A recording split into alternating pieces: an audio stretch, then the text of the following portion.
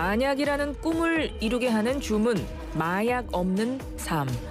어느덧 일상 곳곳에 스며들기 시작한 마약의 존재는 일상 속 만약의 꿈을 무너지게 만듭니다.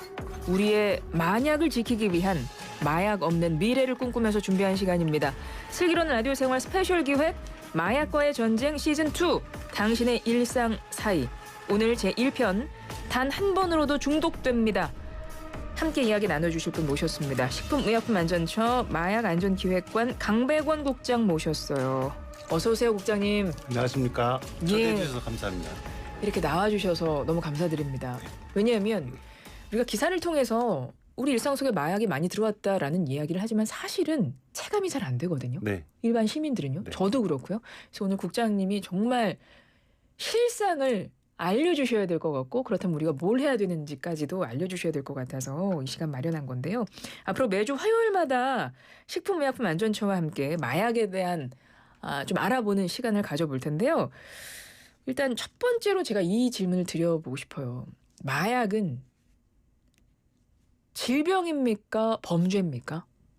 OX입니까? 양자택일 둘 중에 하나 해주시면 됩니다. 네. 질병입니다. 질병입니까? 네. 아마 많은 분들이 모르고 계셨을 겁니다. 네, 마약은 나쁜 일이야. 마약과 관련된 건 다 나빠. 이렇게 생각하거든요. 네네. 좀 설명을 드릴까요? 네, 간략하게만 해주시겠어요?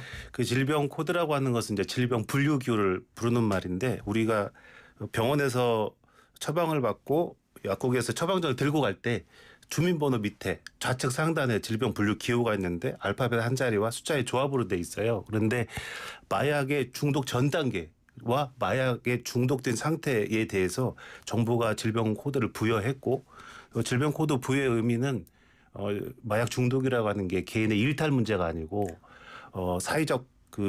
사회적으로 같이 치료해야 된다라고 하는 그러한 인식의 전환으로 이루어졌고 그렇기 때문에 지속적인 치료, 사회가 도와서 자활까지 이끌어내야 된다는 그런 정신이 깔려 있는 깊은 뜻이 있습니다. 질병 코드가 있다는 건 그럼 그렇게 처방도 받을 수 있는 진단이 내려진다는 것이고 질병으로 그렇습니다. 치료도 가능하다는 이야기네요. 그렇습니다.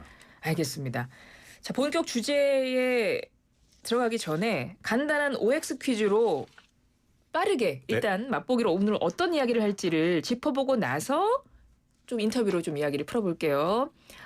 OX 팻말 가지고 오셨죠? 네. 예, OX를 들어주시면서 소리로도 해주시면 감사할 것 같아요. 네. 라디오라서요. 들어갈게요. 1번 마약 컨트롤 타워 식약처 마약 기획관인 내가 볼 때 우리나라 마약 실태 정말 심각하다. 동그라미입니다. 2번 우리나라 성인 국민 대다수는 사실 마약류 투약 경험을 가지고 있다. 놀랍게도 동그라미입니다. 어머. 3번 입문용 마약이라 불리는 대마초 합법인 나라도 있으니까 이거 한두 번 맛보는 정도는 뭐 괜찮다. 절대 안 됩니다. 4번 마약은 단순 소지만 해도 처벌될 수 있다. 그렇습니다. 5번 마약 배달만 하면 고액을 준다는 알바 몰랐다면 처벌받지 않는다. 처벌받습니다. 6번 마약류 상담 전화는 익명 상담을 보장한다. 보장합니다. 네, 이렇게 6가지의 OX 퀴즈를 해봤고요. 상당히 놀라운 대답을 해주신 게 몇 가지 있었습니다. 하나씩 풀어보겠습니다.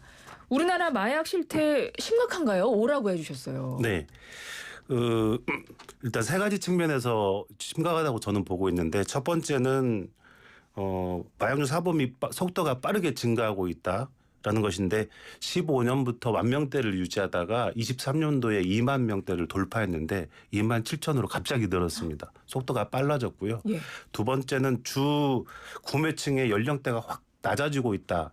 17년까지는 3, 40대가 주요 소비층이었다가 최근에는 20, 30대가 주요 소비층으로 확 전환이 됐고요.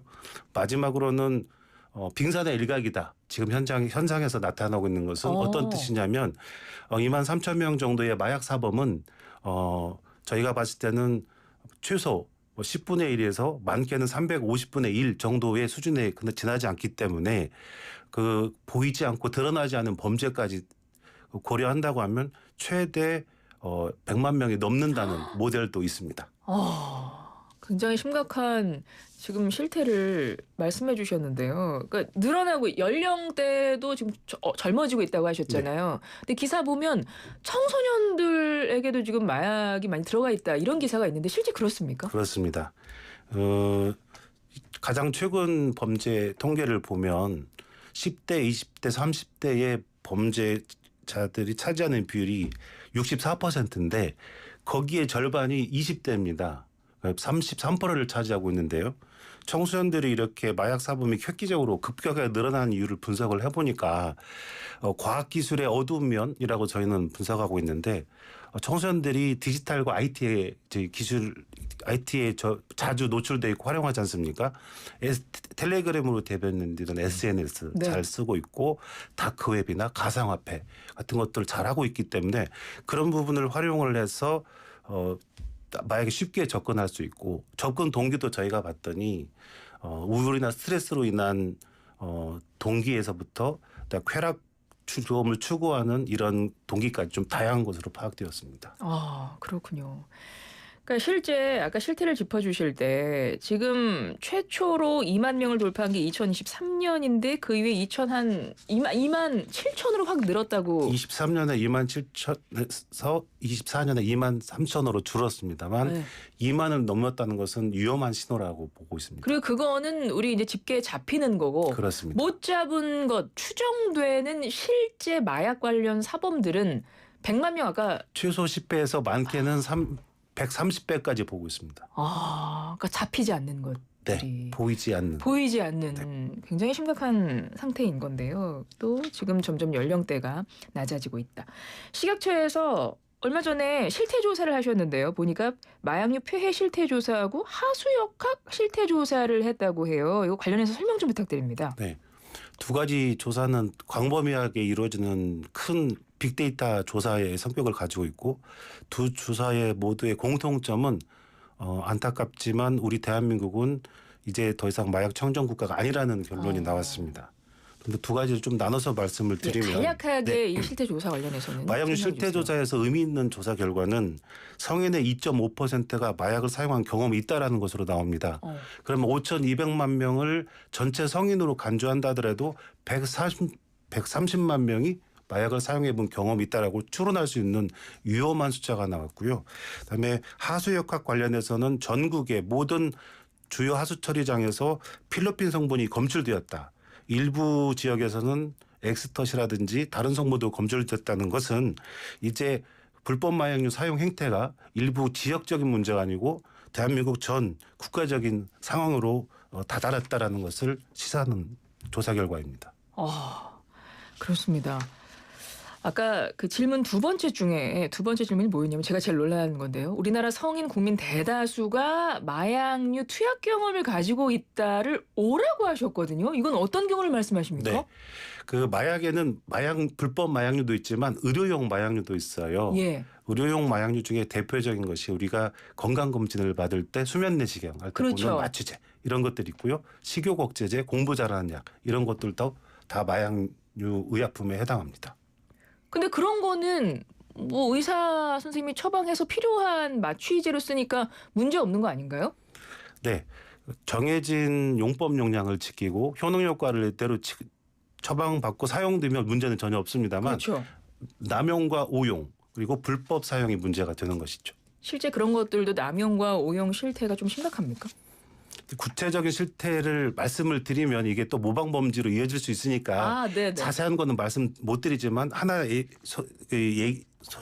사례를 말씀드리면 식욕 억제제에 대해서 환자 A 씨가 1년 동안 병원 24곳에서 6천여 개를 처방받았다 하는 사례.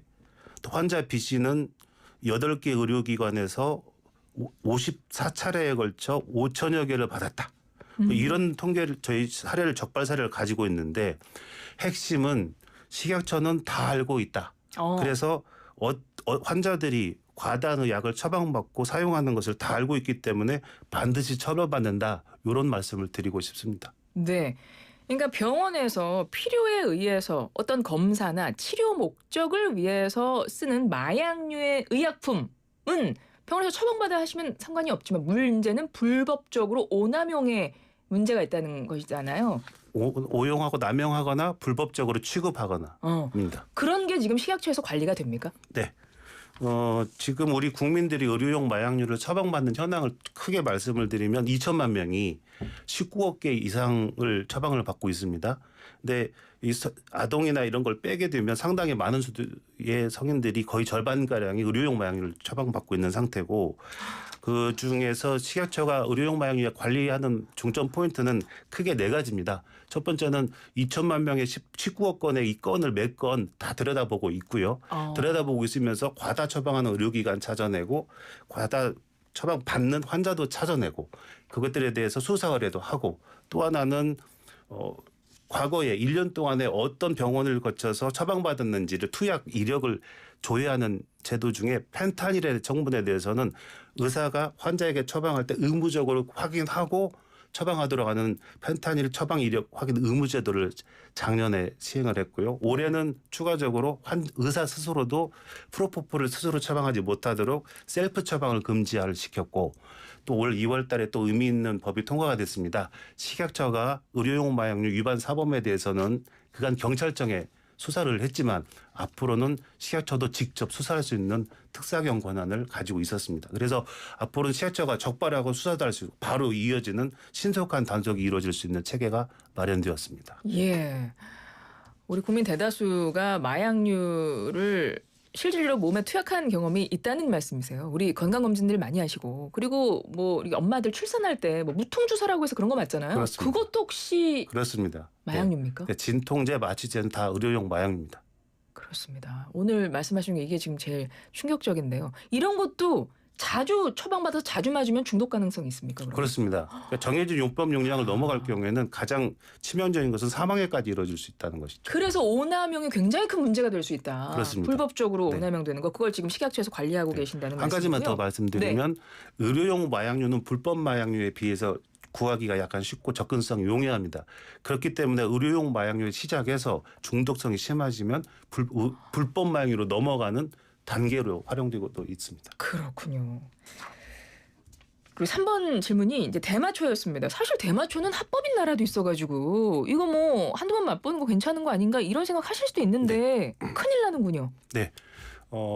대마초의 아주 작은 양이라도 사람에게 치사량을 줄 수 있는데 연필심으로 가루를 푹 찍고 나오는 이 연필심에 나오는 그 정도의 묻은 그의 양으로도 예. 사람을 충분히 환각 상태로 몰아갈 수 있고 대마초가요? 네.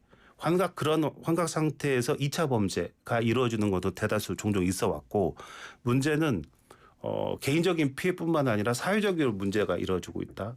그래서 대마는 중독성이 가장 약하지만 그로 시작해서 다음 불법 마약으로 넘어가는 소위 저희는 입문 마약이라고 하는데 입문 마약의 시작이기 때문에 처음부터 시작하면 안 된다라는 말씀을 드리고 싶습니다. 근데 이런 얘기도 들었던 것 같아요. 담배가 대마초보다 더 중독성이 강하다. 이거 맞는 말인가요? 네. 이 둘 다 백해무익한 건데 네, 그렇죠. 그중에 뭐가 더 나쁘다고 말씀드리기가 참 민망한데요. 결론적으로 말씀드리면 대마가 훨씬 좋지 않습니다.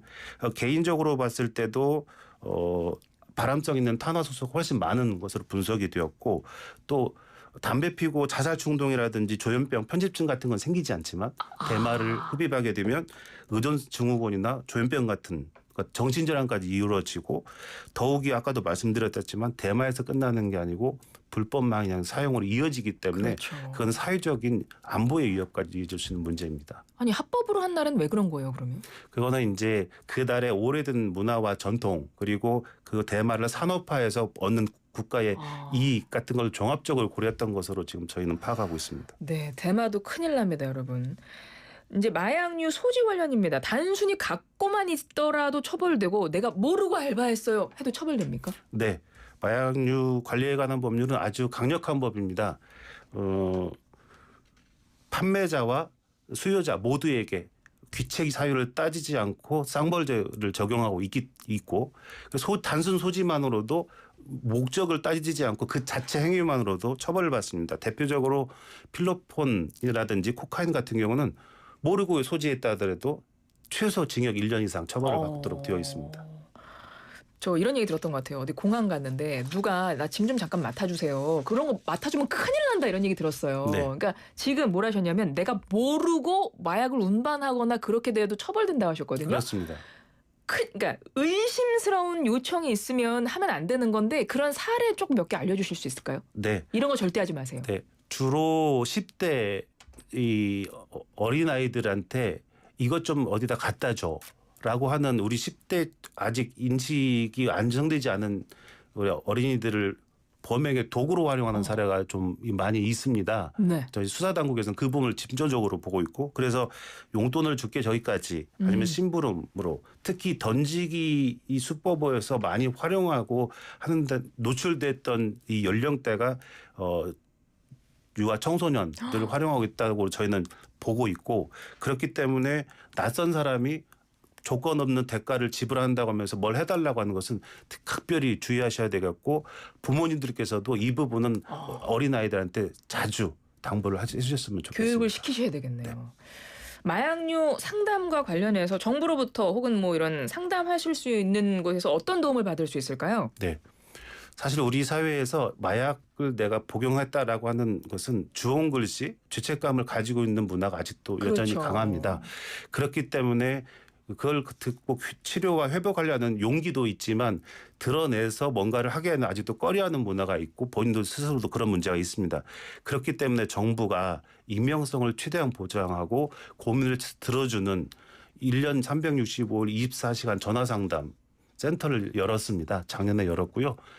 국번 없이 1342 번호로 전화를 해주시면 되는데 이 뜻은 13은 일상, 42는 비트윈 네. 사이. 그래서 일상 사이에서 어떤 고민이라도 주시면 친절하게 상담받겠습니다라는 것이고 상담을 통해서 지역 가까운 중독 재활 거점 치료센터까지 연계하고 식약처 소관뿐만 아니라 지자체나 복지부 산하 보건병원까지도 연결을 해주면서 가장 적기에 가장 적합한 맞춤형 치료를 제안을 해드리는 서비스를 하고 있습니다. 네. 24시간 마약류 관련 전화 상담 제공합니다. 1342 용기 한걸음센터 있어요. 국번 없이 전화번호 1342만 누르면 바로 연결됩니다.